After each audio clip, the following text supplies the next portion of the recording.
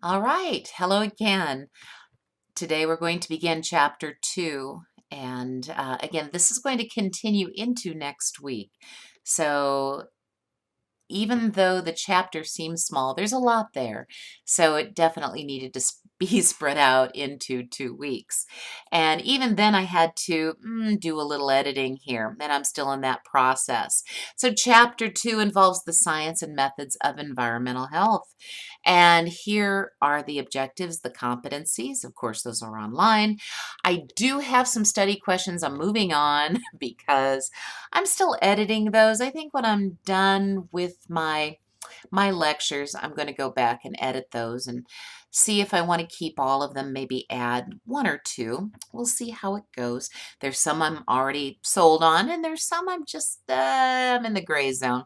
But here are some terms, and again, I will have those edited and completed for you by the time that you access my PowerPoints online. It will be a complete list and everything you need to know and to prepare you for an exam, right? Okay, so chapter 2 again, we've divided this up into sections. Today, we're going to start off with understanding environmental hazards to human health. This one's a long one. Hopefully it'll be a slight review of maybe an environmental class that you had at one time, maybe in high school, with a little bit of a twist to it. And if not, if it's not a review, no worries. I'm not going to assume anything. We're going to start from scratch. So, okay. Okay. So, environmental health science examines chemical, physical, biological, and social hazards to human health. You remember that from chapter 1, right? And even though we're going to look at a lot of hazards, we're going to concentrate on those hazards that are produced mostly by human activity. And if you remember that, that is called anthropogenic. And also remember, it's all about the population. So, what are the science base and research methods used to understand environmental health risks? That's exactly what we're going to talk about. All right. So before we begin more conversation, let's get in and include some terms here and define those terms. So these terms will come up again and again and again, not only through this chapter, but through the entire semester.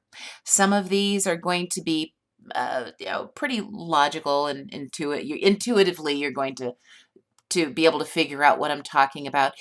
There might be a few things that, maybe you needed to add that to your vocabulary, okay?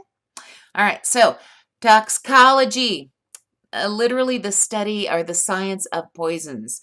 Toxicant, toxic substance produced by human activities, primarily by human activities. More on that later on. Exposure assessment, it's an applied science. Again, this is going to come up later on. Epidemiology, a quantitative. So you have to take some data, get some numbers. A quantitative research method. Okay, all of these we're going to bring back again. We're also going to talk about community-based participatory research, and as the name implies, you're going to bring in the community. Probably start with something small, all right, and then eventually communicate your findings to keep the community healthy. More about that later on. Fate, chemical or physical transformations of contaminants in the environment. Transport, movement of contaminants with or between environmental media. So that would be between, say, soil and water, or air and water, air and soil, etc., and so forth. Okay, so first of all, fate and transport of chemicals. Right, how does that happen? Where do they end up? How do they end up there? It's going to be determined or affected by their physical chemical properties. So these are all chemicals, and they're all going to have high molecular weights, low molecular weights. Some of the chemicals are going to be polar, some are going to be nonpolar, and that is going to interact differently with the cells in your body and the organs in your body. So you have to bring in a little bit of that chemistry, maybe a little bit of that physiology, not too much, don't freak out. So first of all, oh, I didn't mean for both of those to come up, but that's okay. A term, volatility. when you think of like volatility, you might think of someone who has an explosive personality, but that's not what we're going for here. Volatility means that, all right, it has a tendency to evaporate and to spread. Now, it could be combustible, but there you are. So it has that capacity. Good example of this for those of you who live in this area, you might remember there was an anhydrous ammonia leak, and it was on a farmer's on his property, and there was a pipe that had a leak, and he died. So it had spread through the air. It was one of those chemicals that was indeed volatile. So, and that is a big risk here in the heartland, right? Aqueous solubility, what does that mean? That means that it gets in the water and it will be transported in the water. So, okay, this is going to be something that doesn't affect the air quality so much like volatility, but certainly it's going to affect your drinking water, and also, and don't forget about life in the water. So if you fish, something like that, it's going to have a big effect on your environment. Okay. Lipophilic tendencies. Remember, lipids are that group of organic chemicals that include fats and oils and that sort of thing. But in this case, we're going to look at chemicals that will deposit in the fat tissue. So, okay, more about, well, so here we have a tuna. So if this tuna collected some chemicals and it was stored in the fat tissue, wouldn't that be a risk to you if you ate the tuna? Indeed. All right, so this is from your textbook, and again, this just shows how different chemicals have different properties, and again, they tend to be transported differently, and they end up in different places. So some chemicals may arrive in a container in liquid form, but if there is a leak, they are volatile, they end up in the air, and at some point it can, if you have rain, it can mix with the rain and end up in your rivers and lakes and basically your water sources. Once it's in the water, now will it have the ability to get into the soil and sediment? Well, it might if it has some attraction to organic carbon. Is it going to, if it's consumed by an animal, is it the kind of chemical that is going to attach and basically diffuse into the fat tissue, and it's going to become part of that fat tissue? Okay, let's dive a little deeper into the lipophilic tendencies of some chemicals. Let's use mercury as our example. Mercury is a heavy metal, and it can be produced by normal natural means, just wind blowing off of a, say, an active or even an inactive volcano could deposit mercury into water sources. But also coal plants produce mercury. Mining, through mining practices, mercury can be released, all of which could end up in a water system. Okay. While it's in the water system, now mercury is lipophilic. You have these tiny little microscopic animals called krill, and while they're swimming around, they will consume whatever is in their environment, and they will accidentally consume mercury. Okay, so the movement into fatty tissue of the krill is called bioconcentration. And in time, the krill will pick up more and more mercury. This is called bioaccumulation, and so it builds up over time in an individual organism. Now, at the same time, now salmon will be eating the krill, okay? And as the salmon keeps eating more and more krill, they're going to get more and more mercury as well. So they're undergoing bioaccumulation in their tissue, okay? And there's different kinds of tuna. And let's say there's, as well as trout, but we'll talk about canned tuna. Some canned tuna will be eating the salmon. And when they do that, well, the more and more salmon they eat, they get more and more mercury. All right. So again, bioaccumulation. Now, the thing is that as the animals get larger and larger, they eat more and more, let's just say, more and more food sources that already have a lot of mercury. So it builds up. If you look down below, it just shows as you get to larger and larger animals, you get more and more levels of mercury. So by the time you get to very large fish like shark, pike, albacore, tuna, and halibut, big animals, and they have accumulated a lot of mercury. We call this biomagnification. It's a building up over time and across levels of in a food chain. So at each step, you get biomagnification. More and more mercury is getting into the tissue of these particular fish and krill. Krill isn't fish exactly. So let me ask you this question. Now, if you've ever been pregnant or know someone who's pregnant, they may have been lectured a little bit about eating fish. Now, fish has some really marvelous properties and can be very, very healthy. And if you are like me, you love tuna. But tuna is a very generic term for many different kinds of fish. Some of them are small tuna. On the right-hand side, you can see a small tuna, and then some of them would be large tuna, like your albacore. Now, maybe if you in our family, we pretty much got the cheap tuna. So our tuna, if you look on the can to the left, it's actually two cans split into one, but the lower part kind of looks like tuna soup, and the upper part, well, that's that albacore steak-like tuna, right? And that always costs so much more. And of course, there were some practices that were in place as far as catching albacore tuna that made it more humane and you didn't catch dolphins. So at one point, everybody wanted albacore tuna. Looked better, and at least people thought that they were being a little nicer to dolphins and other non-edible kinds of organisms swimming around. But which would you choose? So the tuna soup on the bottom is the small fish. The big albacore tuna, which costs a lot of money, is the large fish. Yeah, the cheap tuna. The cheap tuna is actually going to be better for you. Why? You're not going to get as much magnification.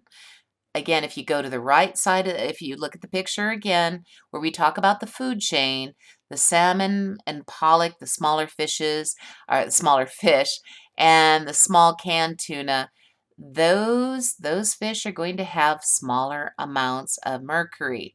So less mercury is going to be attached, and it's really what it's going to do is it really is attracted to the membranes of your cells, and therefore in uh, tissue, organs, and organ systems. But it can get into that, but especially in the meaty parts that we eat.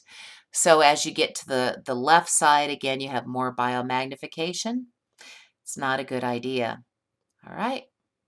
So this is an important concept. Make sure you know this because a lot of you are going to have children someday. And okay, you might now, when you're pregnant, you may not go for really either of these. We'll call this a sometimes food.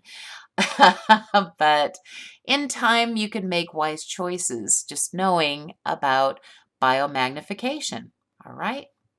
And I love tuna, by the way, I just want to tell you, but I think of it as a sometimes food. And yeah, I really do like it. Okay, so there are some chemicals that have certain properties that make them more lipophilic. Okay, and there are other chemicals that make the chemicals more, well, they're hydrophilic. They like the water, the more watery areas of your tissue. Generally, higher molecular weight chemicals are less volatile and less water soluble. They tend to, again, be more attracted to the fats, and therefore they're more persistent in the environment. They're stored in the fats. Now, here's a thought. So after all my years of eating albacore tuna, because that always has been my favorite, so, okay, so it turns out that fat is a protective storage site.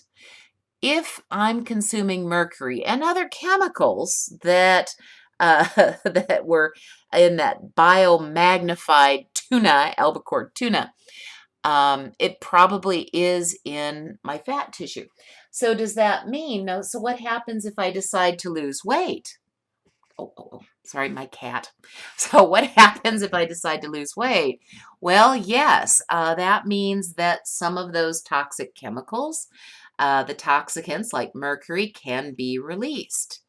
So, gosh, does that mean I can forget about dieting? Wouldn't that be great? No, there are still too many benefits to dieting. So when it comes to these higher molecular weight chemicals that are lipophilic, this would include things like cadmium and arsenic and lead and a whole host of other chemicals. Luckily, you can always look them up on the internet. So, yay. Oh, wait. Okay. So now let's look at the persistence of these chemicals in the environment and not just the ones that are lipophilic. Once these chemicals are in the environment, okay, do they remain the same? Probably not, okay. It may seem like they remain the same decade after decade after decade, but for the most part, the chemicals that we know of do break down, have what's called a half-life.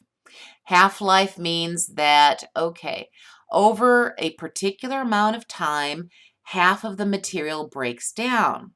Okay.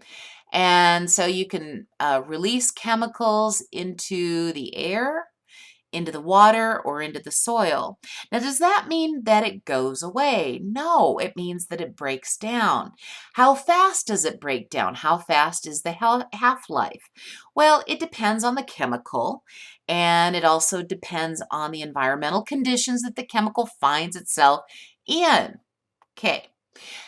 But like I said, does it mean it goes away? Yay! No, well, not necessarily. Well, it never goes away. What happens is that it can change form, and sometimes it'll change into other forms that can be um, almost, if not equally, toxic. Okay, so on the right-hand side, I have this little illustration of someone applying pesticides. Oh, let's say a pesticide like DDT. So again, that's going to be absorbed into the soil. It can leach into the water. And then perhaps we have some evaporation. Maybe the plant takes it up and some of the chemical is released by transpiration, gets up into the air, and then again through rainfall, it comes back down again. And so you have a watering cycle. Chemicals tend to change its form during a lot of these processes, particularly in the soil. There's a lot of things going on there. But like I said, it's not going to go away. It may change a little bit. So we get transformation of toxicants in the environment. So here's an example.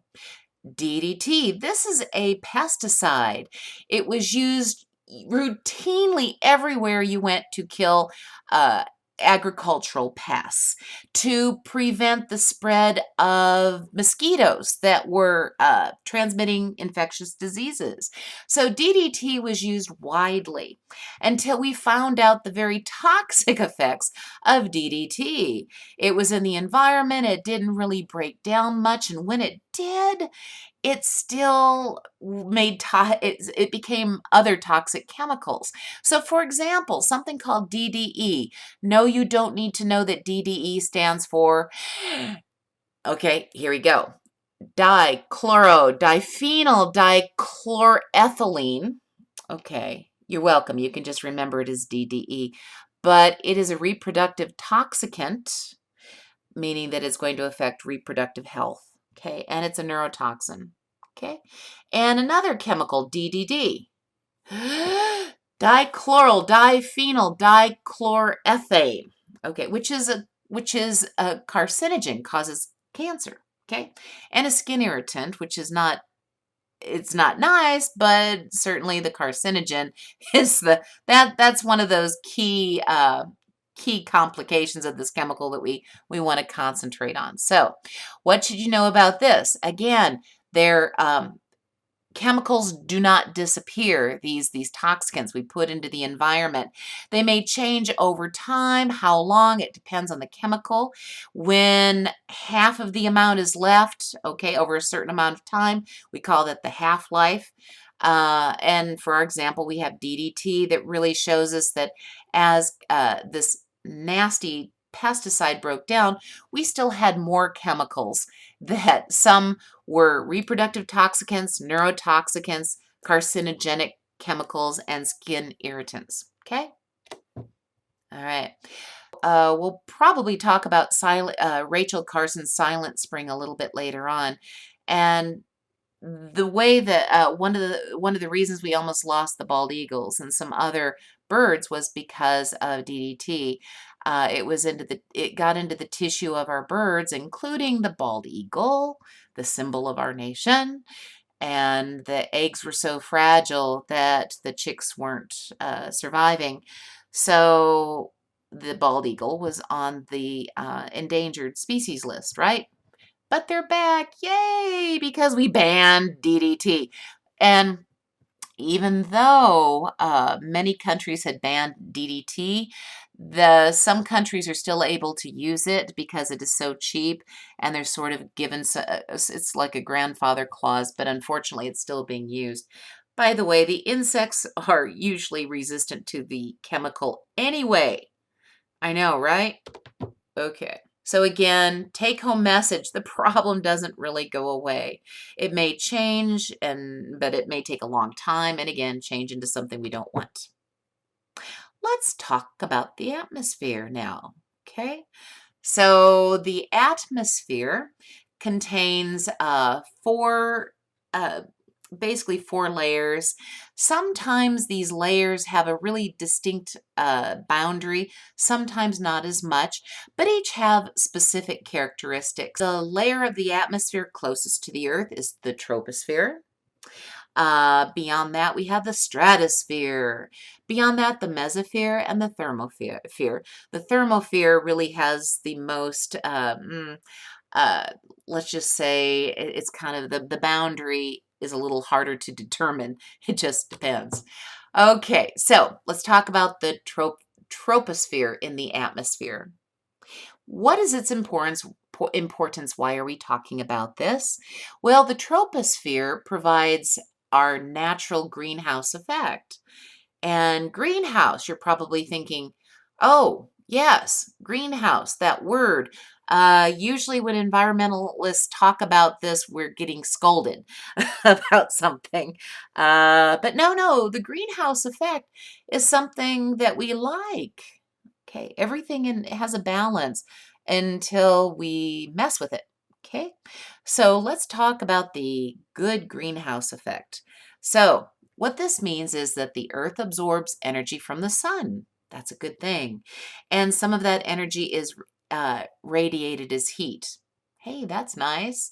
I like a little bit of heat, and that energy. Wow, okay, we can use some of that energy, right? Trace gases in this layer, the troposphere, absorb the heat. They re-radiate it back again towards the Earth. So its properties, the reason that it's able to do this is because there are certain gases in the troposphere, including water vapor, yeah, that's a gas, carbon dioxide, methane, nitrous oxide, as well as ozone. Okay, so the troposphere, because the troposphere and the greenhouse gases, the Earth gets energy and we don't freeze to death. Okay, do we like the troposphere now? Greenhouse gases are good? Yes, to a certain extent. Okay, let's move on to the next layer. Okay. The stratosphere. Now, this provides protection from UV radiation. Now, this layer is where you have a really large concentration of ozone, O3. So it's much higher than what you would find in the troposphere. Hey, isn't that nice? So we don't die from radiation. So life can continue on this earth without being bombarded from by solar radiation. So, okay, stratosphere. Nice. Okay, we like this. Um, when we talk about more pollutants, excuse me, let's back this up.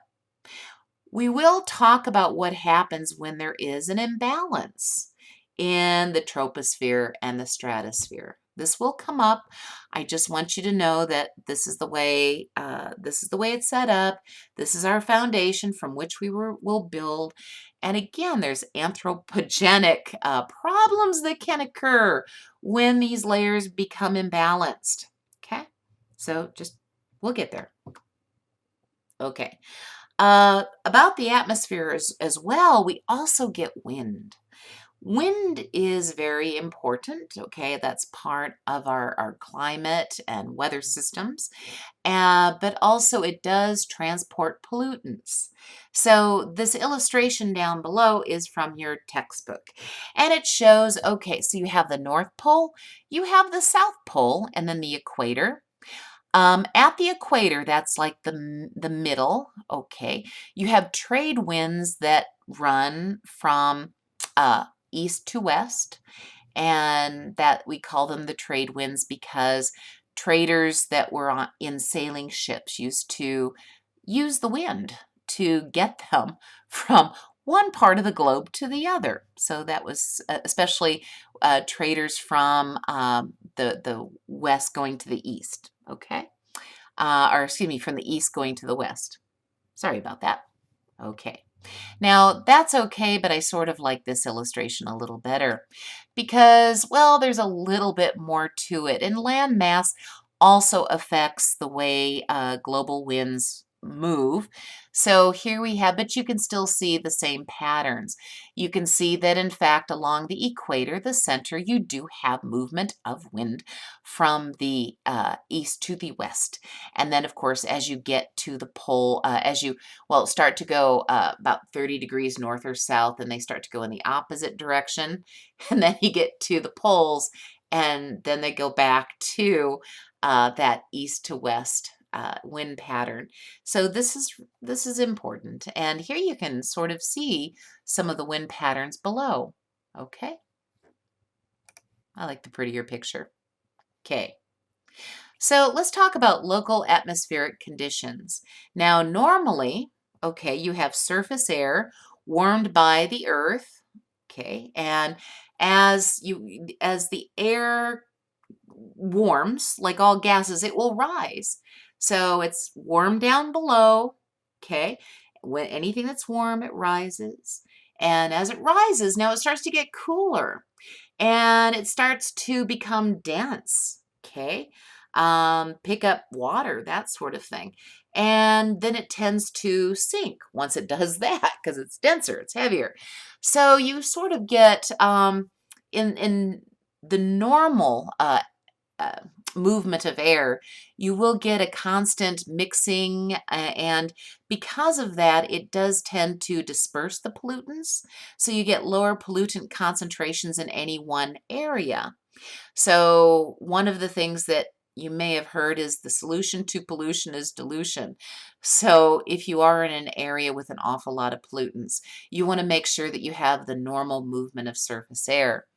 Okay, so on the right-hand side, though, okay, you can see, well, there's a bridge, and it looks like all of the smog is below the bridge. So why isn't the air moving? It must not be all that normal. And sometimes this happens. We get something called a temperature inversion, where the cooler surface area becomes trapped above warmer air above. So when this happens, you get smog. LA used to get a lot of this.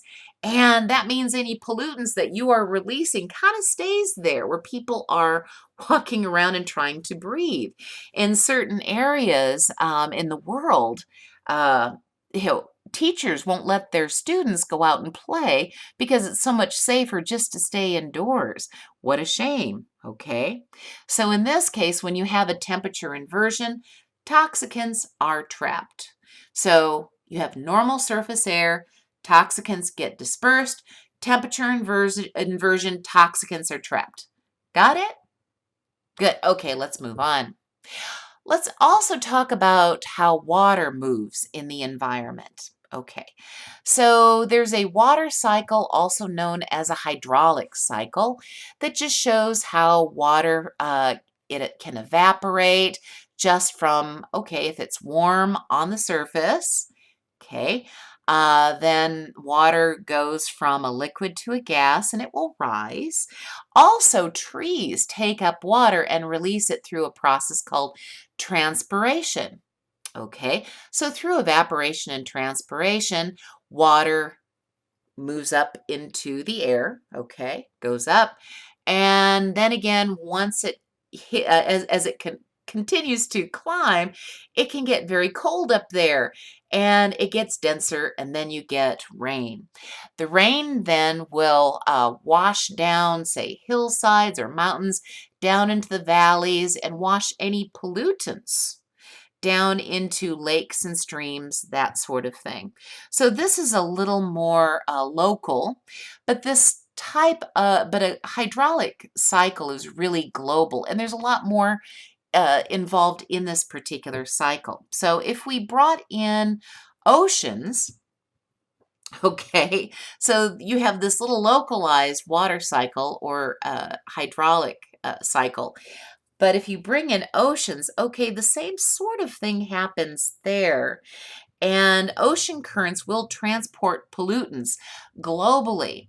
Now, if you sail or you've ever thought about sailing, you know that there are certain ocean currents that go a certain way.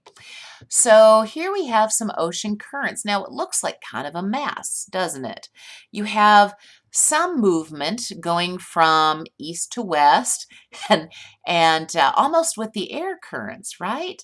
And then you have some water currents that tend to go in circles, and it's a little crazy. Now, of course, around the equator, the center, you have a lot of it. You have more sunlight, more direct sunlight, so it's a little warmer there.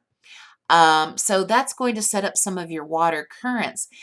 But there's also something else that comes into play here. Oh, and one other thing before I leave this.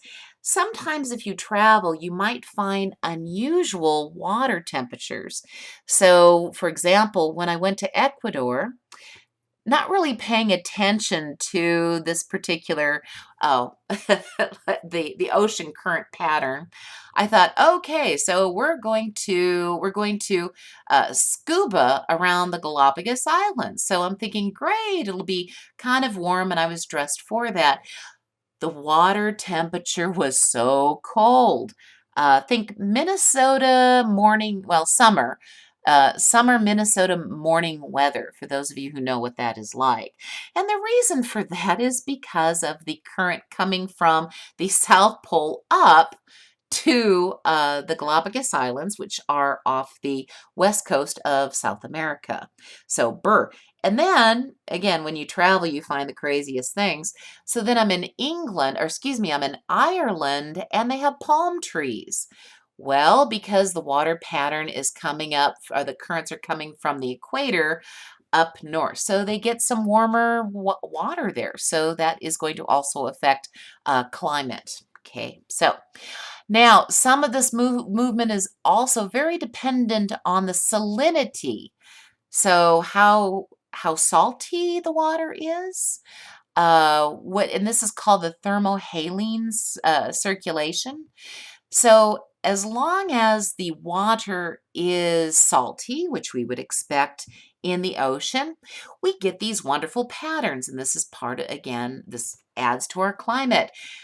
However, what happens if, oh, I don't know, we're having climate change that maybe makes some of the temperatures a little warmer in, say, North and South Pole, so that uh, the the uh, the ice and the glaciers start to melt. Now that's fresh water, and that goes into the ocean. Well, that's going to change the salinity. Well, that is going to change how the ocean moves. Aha. And again, that's going to affect climate change. See how that works? I remember somebody, yeah, and it's not necessarily all global warming that people talk about. It's really climate change because as the climate changes, that means that some areas will get colder. Okay, some areas get hotter. So I don't like talking about global warming. I do like talking about climate change. So we have to change how we communicate, we scientists sometimes, okay? All right, and here is another illustration from your textbook. Moving on. Okay, so let's talk about the fresh water. Okay, so where do you get your water? Have you ever thought about that? Something to consider. It's going to be a big topic a little bit later on. So, one of the things that you always want to consider is, okay, your watershed, the drainage basin. So when we think about fresh water, and of course, this is what we rely on for not only, when we turn on the tap, we need fresh water, but also to water our plants, our crops, and our animals. So everybody needs fresh water. This just shows how you get the movement of water into a drainage basin or a watershed. Now that is the area drained by rivers and tributaries like streams, that sort of thing. So as you have rainfall in the upper right-hand corner, you have the rainfall coming down and maybe you have melting snow. And again, that all adds to from tiny streams to bigger streams to small rivers to larger rivers, and eventually you get to the river, and that's where everything drains. So that's your watershed. Unfortunately, that also means that toxicants, pollutants, become more and more concentrated as the water grabs any pollutants, and especially if it is an aqueous, okay, a soluble pollutant, it's going to be mixing with your water. So this is something to consider. Now there's also groundwater. Okay, so we have the drainage basin, but we also, and like the Missouri River for us in Omaha, Nebraska. But there's also groundwater to consider. So we have underneath us, meaning us in Omaha, Nebraska, we have something called an aquifer. We have a lot particular porous material, geologic material that's very that can hold and transmit water. And by the way, this is huge, which I will talk to you about. And in that aquifer, you have confined versus unconfined water in this aquifer. So let's just look at this. Okay. Oops, sorry. This is the aquifer that runs across Iowa, for example. And down below in the lower left-hand corner, this is the state of Iowa, and there's a little red line being drawn down the state of Iowa. So this is saying if you just cut through the state of Iowa, you made a slice, like you're cutting through a sandwich, and you looked at the layers, okay, like you would look at the layers of the sandwich, you would see the layers of the aquifer, okay?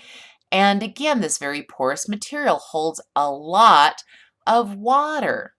And some areas, again, you have, there's different areas of this water that the water is trapped, kind of confined or not, okay? So, and you don't need to know the difference between confined and unconfined. I'm just letting you know. So let's talk about this aquifer that is in Nebraska, that runs through Nebraska and South Dakota and Wyoming and Colorado and Kansas and Oklahoma and New Mexico and Texas. This is called the Ogallala Aquifer. Have you heard of this? Yeah, it's huge. This is what we use quite a lot to give our farmers the ability to water their crops. So we use the aquifer, and again, think of all these states. We're kind of the breadbasket of North America, and this is a major source of water for irrigation. Okay, now what is that red line, do you think? Oh, that would be the Keystone Pipeline proposal. Well, let's see. Now, if we have a pipe with crude oil running through that, and crude oil actually, travels with water. But, can we trust that that pipeline will never leak? Well, has a pipeline ever leaked? Have they ever had any oil spills or anything like that? Hmm. Okay, we'll think about that. All right, let's continue. This page is just FYI. So just listen. It's okay. You won't be tested on it. But one other thing to consider, you do have a water table, and this is the boundary between the unsaturated and saturated zones of your underground water system, okay? For me, every time it rains, my water table comes up, and yeah, the ground becomes very, very saturated. Not good. Not good for my basement. Above the water table, you have a zone of aeration, and this is and water enters as precipitation. As the rain comes down, it gets into that zone of aeration in your water table, and then if there's evaporation or tree transpiration, then it goes back up.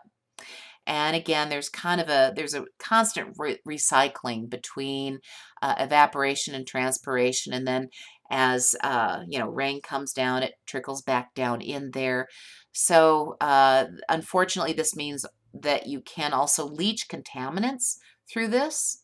So this is where this is when we get in trouble and we get contaminants in our water. Every time it comes up in the soil, it grabs contaminants, brings it back down. Let's talk about the fate and transport of environmental contaminants. Oh, yay. And there's a science that deals with poisons, which is very relevant to this. A little introduction into toxicology, the science of poisons, or the science of effects of toxic substances and their fate and transport in the body. So what's the toxin? Does it get in? How does it get in? Where does it go? Where does it go from there? Now, there are major routes of exposure. There's inhalation, right? In the lungs, there it is. Ingestion, num, num, num, num, num, gets into the digestive system. Or dermal contact, okay?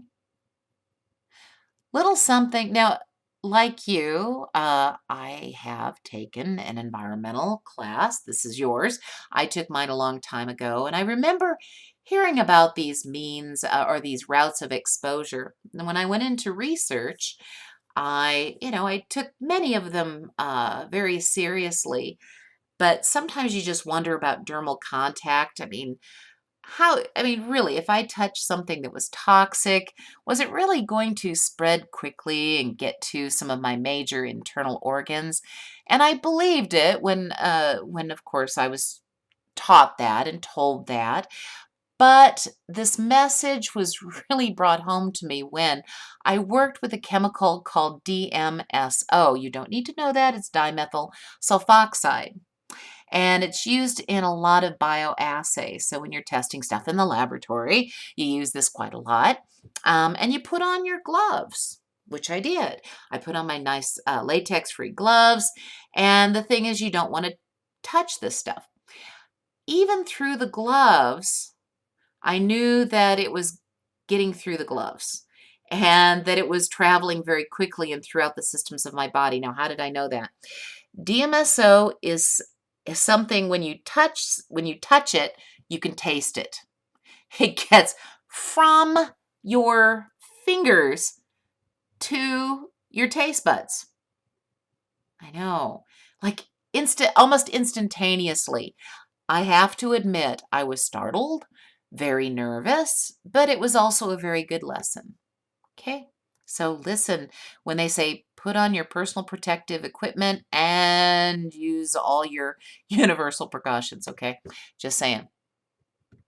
Okay. We need to define the difference between toxins versus toxicants. You're saying, oh, we already talked about toxicants. Yes, but there's still a distinction that we need to make between these two terms. So first of all, a toxin. When we talk about toxicology, toxin means something that is naturally produced.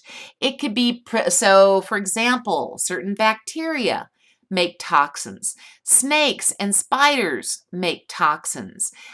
Jellyfish make toxins.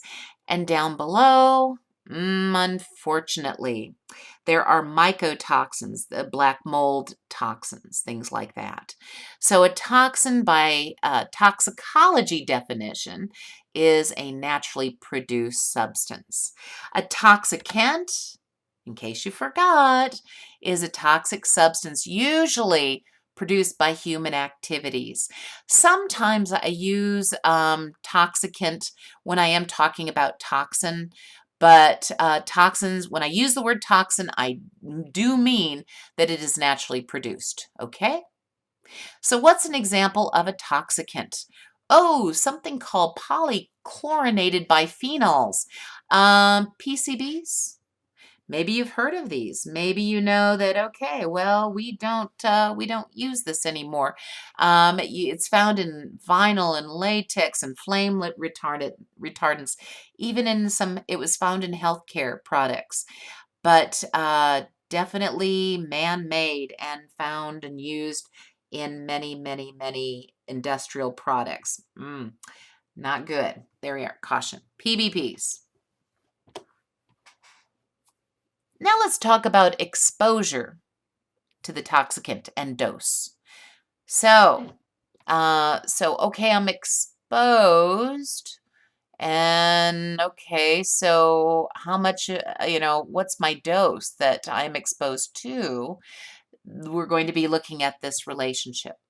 So first of all, some other terms, the human envelope on the right-hand side.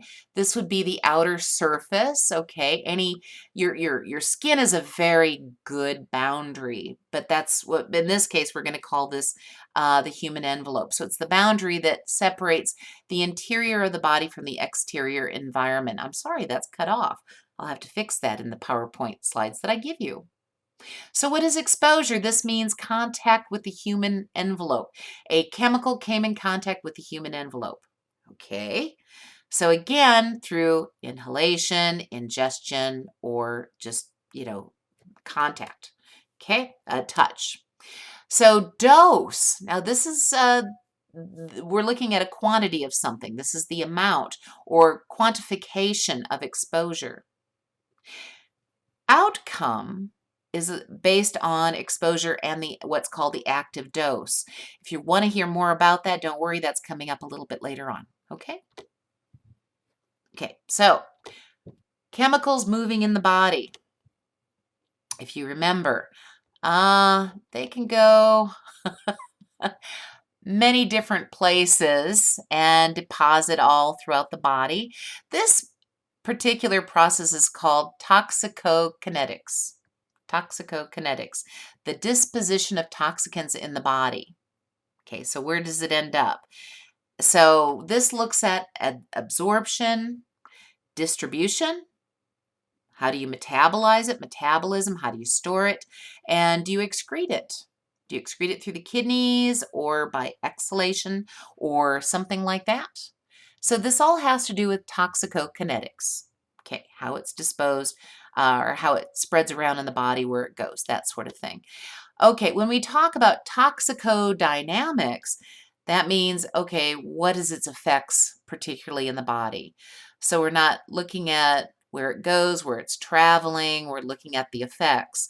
So for example, here we have one of the effects of arsenic, and that's something that's visible. Most of the other effects are not visible, okay? So this would be toxicodynamics, the effects in the body. I know, lots of terms to remember, huh? Okay, and this just shows how the disposition and effects of toxicants in the body travel. And like I said, so you absorb the toxicant, and again, you can metabolize it and change it. It's going to be distributed throughout the whole body. Maybe it's after you've metabolized it and it's changed form, maybe the little bits that are left over called metabolites get distributed. Sometimes they get stored, such as in fat, those lipophilic chemicals, right? And okay, if we lose weight, then it gets back into the system, metabolized, distributed, so forth and so on, and it might be excreted. Okay. So this is what we're looking at here, and we have to be able to quantify this. So we're going to go through exposure, absorbed dose, biologically effective dose, change in tissue structure or function, and possible health effect. So this is the, again, toxicodynamics, effects of toxicants in the body, which will be examined a little bit now, a little bit later, and even more as we progress through the semester. Okay? So more on toxicokinetics. Like I said, absorbed dose. Let's define this. Again, it's quantity that passes through the human envelope. So you're absorbing it. How much are you absorbing? That's a quantity. It's quantifying this. All right. We want to know this. Okay. What's the biologically effective dose? Just because it gets in, that doesn't mean that anything is going to happen necessarily. It doesn't mean that it's going to make any changes, be a health hazard. So then we go a little further. We look at biologically effective dose that quantifies, or it's the quantity available to interact with a vulnerable tissue. Okay. Another term, body burden. This is the total amount of toxicants found in the body at a given time, and that also includes any of the bits and pieces of the toxicants that are left. All right, so those little, again, metabolites that I talked about earlier, you metabolize it, you break it down, but then the metabolites can be a problem. So all of that, the original toxicants, what's left over after the metabolized, all of that is part of body burden. Something else to consider, and it's not just a matter of, okay, so I've been exposed, it's absorbed, I have a particular amount that came in, a dose, right? The quantity that got into me, my human envelope, and maybe, it could possibly cause some problems, but we need to also consider other chemicals in the body, all part of that body burden. Like I said, if we look at body burden, there's probably other toxicants that are in there, not just that one chemical. Oh, dang. So trying to quantify that it's going to be even more difficult because there are other chemicals that will interact with the chemical that we're trying to study or try to understand. So for example, synergism, you might have heard that term at one time or another, maybe in pharmacology. And synergism means that you have two particular agents, each have a particular effect when they're separate, but you put them together and you have even a greater impact than they would have individually. Okay, rewind. So synergism would be 1 plus 1 equals 5. Okay, one chemical usually means one, another chemical, another one. Instead of 1 plus 1 equals 2, 1 plus 1 equals 5. Got that? They work together. Good example of this, mercury chloride. Sometimes that gets together with another chemical called nonylphenol or NP, and both can affect the endocrine system. So it's a hormone disruptor. And so each will do the job. One alone has the impact of one, but put them together, 1 plus 1 equals 5. Okay, makes sense? Now, antagonism. One chemical might even stop another chemical. This one is a little complex. If we had time, I would talk about how enzymes are knocked out by certain chemicals. But, or if you can stop that action, that would be antagonism.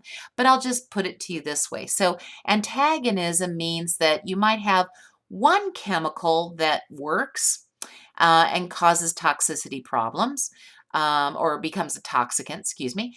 And then you have another chemical by itself is going to have a toxicant characteristic. So separately, they're going to cause problems. They're hazards. So in this case, 1 plus 1 equals 0. Okay, because they cancel each other out, they antagonize each other. So, good example of this, cyanide. Okay, this is a toxicant. Sometimes when it's added to a toxic metal, also being toxic, okay, toxicant, uh, they cancel each other out. Sometimes cyanide is blocked by the toxic metal. So there you go. And this is important sometimes when we're looking to find an antidote for a toxicant. So some chemicals, toxicants, will cause cancer and generate cancer. So this is carcinogenesis, the generation of cancer. Okay, so what is cancer? It's a disease in which cells multiply without restraint. So you get unrestrained cell division. Okay, they're supposed to stop and they don't. And you get a tumor. But beyond that, now a tumor can be quite benign. Actually, a wart is a benign tumor, not a big problem. However, if the cells are cancerous, that tumor will start to break through the basal membrane, get into the lymphatic system and spread. So whenever the tumor invades other tissue, then we start to have metastasis. Okay, and there you have cancer. This is probably something you know, but here we go. All right. And now cancer, most people, they want to know what caused my cancer. And right now, my aunt is going through stage 4 colon cancer. And the first question that, of course, all patients want to know is, what did I do? And it's never one thing, ever. It's a multi-step type of process. What has to happen is you have to have an accumulation of mutations that occur. Okay? Yes, the environment is involved in this. Okay, if you're wondering. So what is a mutation? You should know a mutation is any change to the DNA of a cell. But these are specific mutations. These are mutations that are going to mess up the cell's instructions for cell division. And they don't know when to stop, and they keep replicating again and again and again. So this has to do with cell signals. So stay with me. This is, do you remember learning about mitosis, right? And cytokinesis. Remember way back then? Well, think about that now. Cells would go through a cell cycle and they would realize, oh, we need to start dividing. This means they know this because they would pick up a cell signal. Okay, and that would tell the cell start to divide. And then they'd get another signal that says, okay, we're done. Stop dividing. So, okay, let's say we have an owie, for example. Some cells are missing. We're going to have to fill in that gap. So we need a cell growth signal, an owie signal, right? Let's fill in that gap. So chemicals will signal the cells to divide, all right? So the cells divide, and here, this is just a very simplified illustration of how this happens. So some signal molecule attaches to the outside of the cell. So the signal molecule is this little pink thing. And what it has to do is it snuggles up against the cell's receptor. Once it does that, then the cell goes, oh, we're getting a message. This message says, oh, let's divide. Okay, and there's a whole series of events, a whole pathway of events that have to occur that that will then signal some DNA, a gene that will again tell the cell to divide. So where I'm going with this is there's multiple pathways, and usually there's lots of genes that can be turned on in these as a result of these multiple pathways. Okay, so again, let's say the owie is all filled in. So now we need another cell signal to say stop, please. So there's another signal molecule. It comes in and it attaches to another receptor. And there's a whole series of events that again will turn genes off in this, well, turn the whole cell signaling process. Some of them are on, some of them are off. But it says tell the cells to stop replicating. We've got it all filled in. It's all good. And again, for this to happen, the cell is going through mitosis and cytokinesis. So fill in the owie, okay? So in order for cells to divide, they need a signal. In order for cells to stop replicating, they need a signal. Where do these signals come from? And maybe even the signal's there, but it's supposed to turn on a gene and the gene isn't working. So you can have all kinds of problems here, okay? So again, you need the signal to say divide, the signal that says stop dividing. Normal cells receive signals. So here's some normal cells in a petri dish, and when they divide, they should just stop when they filled in the gap. You've got something called contact inhibition. You do not need to know that for a test. I'm just letting you know that. Now, in your cells, you have certain genes. Again, the genes turn cell replication processes on and genes that tell cell replication processes off. Some of these genes we call oncogenes. Okay, so they run, think of oncology, cancer. So these are genes that if they get messed up can cause cancer. What if you had a mutation in a gene that regulates cell growth? And so, okay, so the cells may not know to stop growing. Okay, well, they may actually go a little crazy. The signal might be too strong, and this is what happens. When it comes to mutations in carcinogenesis, what happens again is you can have increased activity of genes. So the cells say divide, divide, divide, divide. And there's supposed to be genes in there that are supposed to put the brake on there. So you get a decrease in the activity of the other genes that are supposed to tell the cell to stop dividing. We call these, by the way, tumor suppressor genes. Okay, so they're the brake genes. The oncogenes are the ones that say divide. They're kind of the accelerator genes. And the tumor suppressor genes are like the brake genes. So if you get mutations in any of these genes, and usually it's multiple genes, we think. Okay, this is when you get tumors, okay, a few more mutations that those tumors can go into cancer. Following me? Okay, a few mutations. So what happens if you get a mutation in an oncogene?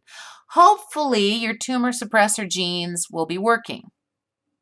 So multiple steps have to occur, but if you have multiple mutations over long periods of time caused by some kind of carcinogen, well then, that's going to increase your risk of cancer, isn't it? Indeed. So a carcinogen is any agent that increases cancer risk at any stage in the process. Remember epigenetics? Okay, your genes load the gun, the environment pulls the trigger, and the environmental chemical would be the carcinogen. It pulls the trigger. So what do you come into contact in your environment that causes these cells to produce, that causes the mutations, that messes with gene activity? Well, that's what we study. So this is just an example of cells that don't know when to stop dividing. You go from a tumor to metastasis as it breaks through and gets into the blood and lymph. Okay? Again, little mutations and then more mutations, and then the cells don't listen to any signals and they just keep going crazy. So once again, the genes load the gun, but the environment pulls the trigger. So there has to be, as far as we know, a gene-environment interaction going on. So your genetic makeup, it starts there. Your genetic makeup, whatever you inherited from your parents, will either increase or decrease your susceptibility to environmental risk factors. So if there are genes in your family that that again increase your susceptibility to cancer, well, there's a chance that you inherited those. Or maybe in your family the genetic makeup is great, no one ever gets cancer. Well, then of course that would decrease your susceptibility to environmental risk factors. But okay, let's say, for example, in my family, let's say my genes are not so hot, and silly me, I come into contact with a carcinogen. All right, well, I could very much be in trouble. Uh, my genes that I had in place to protect me may not be enough to protect me once I become exposed to this environmental risk factor. Again, genetic makeup and environmental risk factors are independent risk factors, and they work together. Usually it requires, it's a combination of the two. And again, it's not just one gene, it's several genes that play into whether or not you could possibly get cancer, okay, to your susceptibility. Okay, I have this illustration here. It's very, very busy. No, you don't have to learn this. You're like, oh no. But this is just to show you how there are all these cell pathways that regulate cell division. And if the cell isn't happy, if the cell recognizes that it's damaged, that it should probably stop dividing, there are break mechanisms in here. There's lots of genes, lots of receptors, lots of signaling going on. So this is why we say it's a step-by-step progression. And usually you have all these mechanisms in place to protect you, but if you are exposed to enough environmental risk factors and your genetic makeup isn't all that hot and you don't go through all of these pathways very well, well then you are set up to be at risk. Okay. How much do I have to be exposed to get a response from this toxicant? So this has to do with the dose-response relationship, right? As I mentioned before. So this has to do with environmental epidemiology. And again, it's just the study of, the source and the impact of disease on humans. More, well, we had that definition earlier, but again, in case you forgot, exposure, human contact with the agent or environmental factor. So in other words, the agent, the toxicant, environmental factor, whatever you want to call it, penetrated the human envelope. That's exposure. However that might have been, through inhalation, ingestion, or just simply by, again, by touching, right? Contact. Dose, that is always quantitative. It's the amount of exposure that enters the human or other organisms. Now, sometimes we also look at other animals and other organisms on this planet when we think about, environmental risk, okay? Now, the outcome is going to be due to exposure and what is called the active dose. Moving on. If you noticed, your textbook had some graphs. It's okay. You'll be all right. So, as I said, when we look at the dose and the response, okay, there is a definite relationship. More dose probably is going to mean more response. So it's quantitative. There should be some numbers here. So when we look at the y-axis, that's where you see the response, and the x-axis, you have the dose, and there is, again, a response. So in epidemiologists, they always have graphs, lots and lots of graphs. So be prepared. Okay? All right. Two key characteristics here. First of all, you can see there is a slope in blue. And okay, this is going to show you the potency of effect. So if you have a really steep, and you can see over to the right, you have the more potent slope. It's very steep. That means that, okay, it's the toxicant, very potent. Steep equals potent toxic effect. All right. Now there's also something called a threshold. Okay. Oh, okay, right there. And this is something that we look at, and this is sort of like a boundary, drawing the line in the sand. This is the potential for a safe dose. Many times you can be exposed to a toxicant, and okay, you aren't going to have an effect. This has to be quantified as a threshold, and here you can see this on the right. A is to designate what the threshold is for this hypothetical dose-response relationship here. Okay, so they're just showing you as an example. So now what that means is if there is a dose that is at the threshold or below the threshold, okay, you're not going to get toxic effects. Usually we use the threshold to define the use or that boundary of how much toxicant we can become exposed to if the toxicant is not considered carcinogenic. If the toxicant is carcinogenic, it's different, okay? So used for non-carcinogenic chemicals. Now, what if the threshold was a 0 and B shows what happens, okay, if there is no threshold? That means, okay, there's really, you can't really say there is a minimal safe number, a safe dose. There just isn't. So this is something that we use for carcinogens. We just say, you know, when it's carcinogenic, there's no threshold, period. We say the threshold is actually 0. Really, no safe dose. If I say, all right, if you're given a graph like on the top, and I have a steep slope and I have a less steep slope, and I said, okay, so if the slope is not so steep, is that a more potent or less potent toxicant?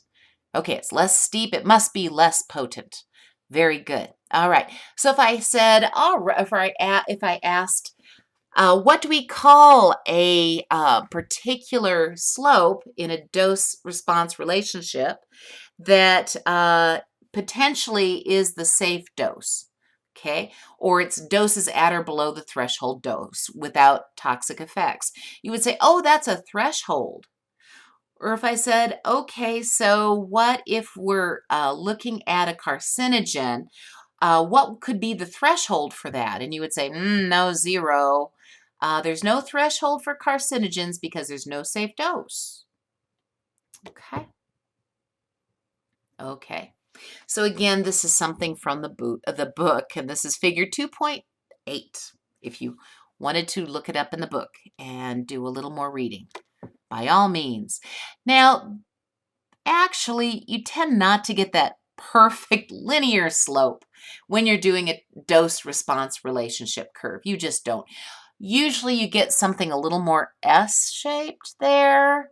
And so on the right-hand side, again, you have your response and you have your dose on the x-axis, and you have this little part where you just start off, which is a C. You're just starting to curve up, and then you get D. You kind of have this exponential effect, and then you you get to an equilibrium there in E. So what is going on here? Well, the flat slope C, okay, that is basically where the body is able to do something and change the toxicant. So if you measured it, you're really not going to see much, you're really not going to see a response because the body is metabolizing it, detoxifying it, and or excreting it through urine or some other way. So, all right, so you get rid of the chemical in one way or the other before you get a response. So that would be C, right there. Okay. And sometimes, though, again, the response has peaked out. Let's say if it is a chemical and it has found all of its targets, okay? All of the targets are filled up. Usually it's things like receptors somewhere. And all the little receptors have been blocked, messing with, messing with your cells because, they've already got all the little toxins and toxicants in place. Sorry. So that would be where you get sort of this plateau, and that would be E. Oops, sorry. That would be your E. Okay. Now I know what you're wondering. You're wondering, well, how do they figure out the dose-response relationship? I mean, how much exposure to a toxicant is how would you draw that line to say this is okay, this dose is okay, but that one is not? So how do you determine a threshold? Well, of course we're not going to do this on humans. That would be very, very bad.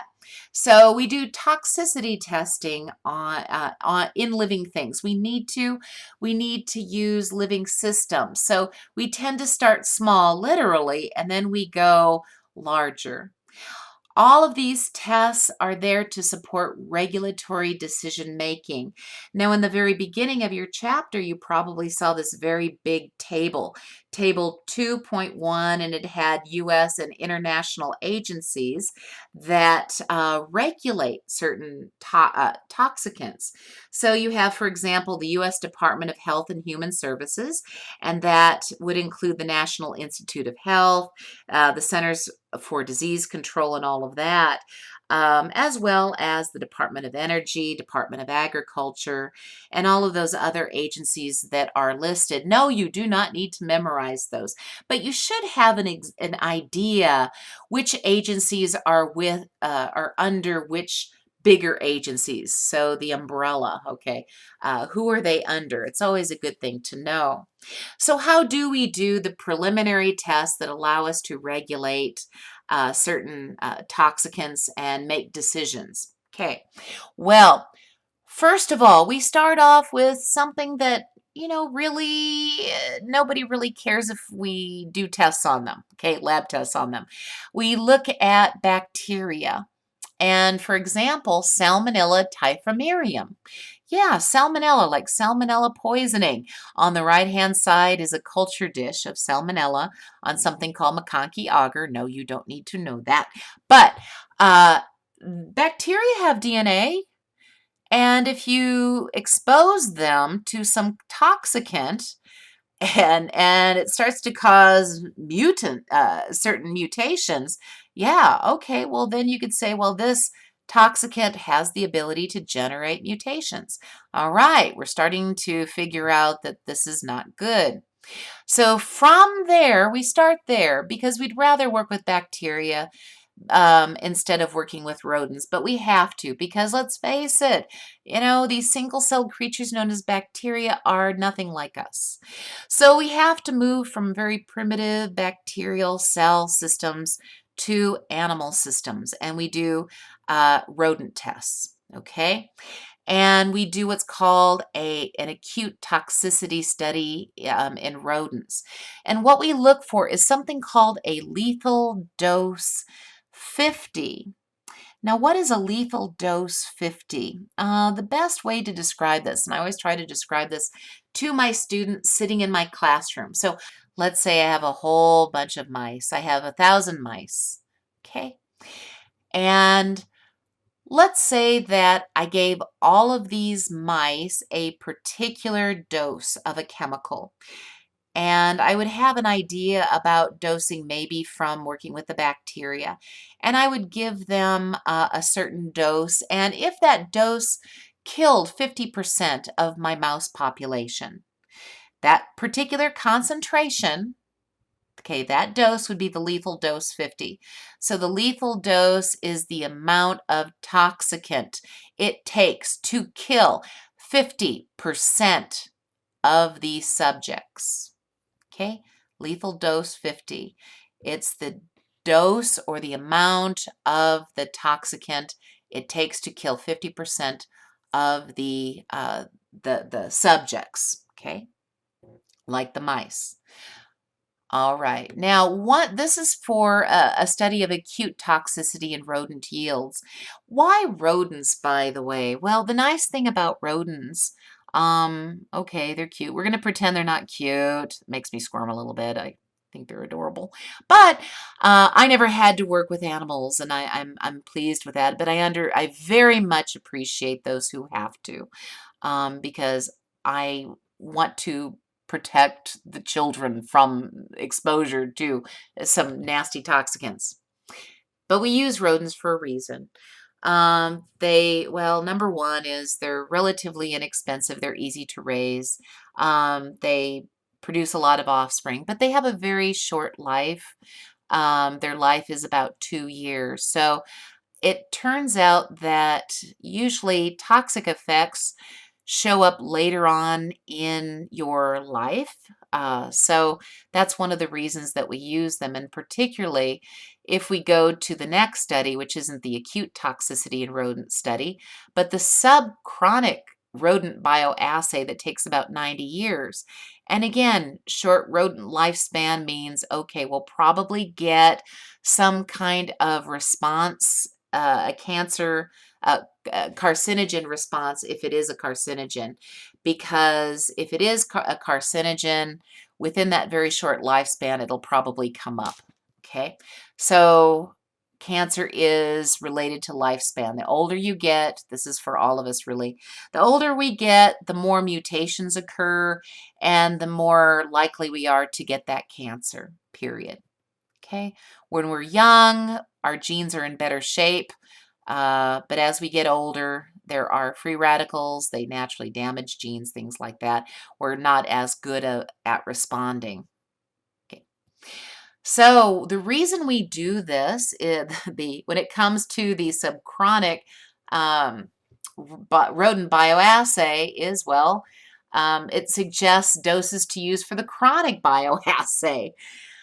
Yeah, but it also will tell us, we can look at the rodent afterwards. We can look at um, anatomically and histologically, is it attacking certain organs, and look at the range of effects. So we can do this in a short amount of time, and it's less cost. So, and again, it also tells us what doses might probably work best for the chronic rodent bioassay. I know you're like, what? So far we've gone from bacteria to an acute toxicity test, okay, to a subchronic rodent bioassay. Now we're going to go to a chronic rodent bioassay. And this takes the full 2 years of the rodent's life, okay? Typically, they're trying to find 3 exposure levels, or they're trying to go for, okay, so what dose is high enough to test for cancer? Okay, so take it up to what dose? What dose is low enough to reveal no effect level at all? And you want to look, of course, at a control. All experiments must have a control group, like a placebo. They didn't get the toxicant. So based on all of this, you can create your dose response curve for various health effects. Okay. Okay, no, you don't need to know this, but what I'm trying to show you is, mm, whenever you look at toxicology journals, they're always going to try to give you dose effects, and these were run in your rodent assays. So this is looking at a bioassay of polychlorinated biphenyls, something we'll talk about a little bit later on, PCBs. So they have to be run in animal models. So whenever you see that, you can say, oh yeah, little mice, they sacrificed themselves to protect us. So, okay. Now, when it comes to toxicity testing, some doses are given special names. First of all, there is the highest non-zero dose at which no effect was observed. Okay, so this means no observed adverse effects level or effect level, or NOEL.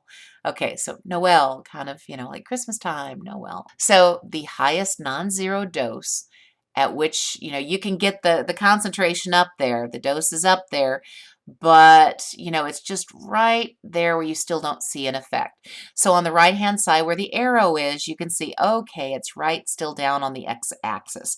So no effect, no response, okay? As opposed to something called Lowell, and that's the lowest dose at which an effect was observed. So that's Lowell. Now what this doesn't tell you though, okay, so we're kind of going at what's the, we sort of have 2 boundaries. The highest non-zero dose at which no effect is observed, okay, not seeing a dose or not seeing an effect. to, okay, when we first start to see some effect, but this really doesn't tell us, okay, when do we start to see the toxicity being produced? So generally, the dose where you start to get the toxicity and the effects, say, in the liver, okay, that's somewhere between Knoll and Lowell. So if you see a study that shows both a Knoll and a Lowell, you can assume, you can infer that this threshold is somewhere in between.